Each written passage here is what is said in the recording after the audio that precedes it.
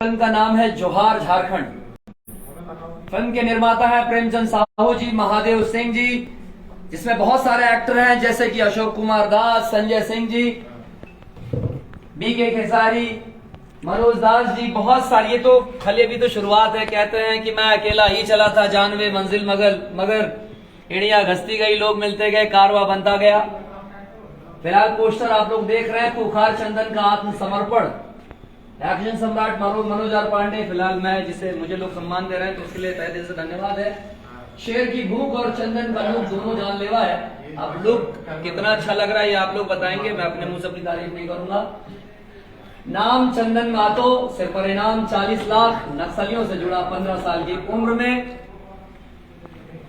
वारदातों में शामिल एमएलए पवन सिंह और एमपी मंगल यादव की हत्या, डीएसपी अनिल कुमार समेत 17 पुलिसकर्मियों की हत्या, बैंक के 12.5 करोड़ रुपए और 10 किलो सोना लूटा, 135 मामले में वांटेड।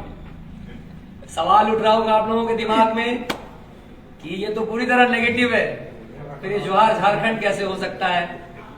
इसी सवाल का जवाब आपको सिनेमा में मिलेगा और मैं प्रॉमिस करता हूं आपको सब कुछ पॉजिटिव मिलेगा। अगर एक भी पॉइंट किसी को नेगेटिव मिल गया, सारे मीडिया भाई मेरे समक्ष हैं, मैं मनोज आर पांडे आपके समक्ष खड़ा हो जाऊंगा। आप जो सजा देना चाहेंगे मैं उसे कबूल करूंगा।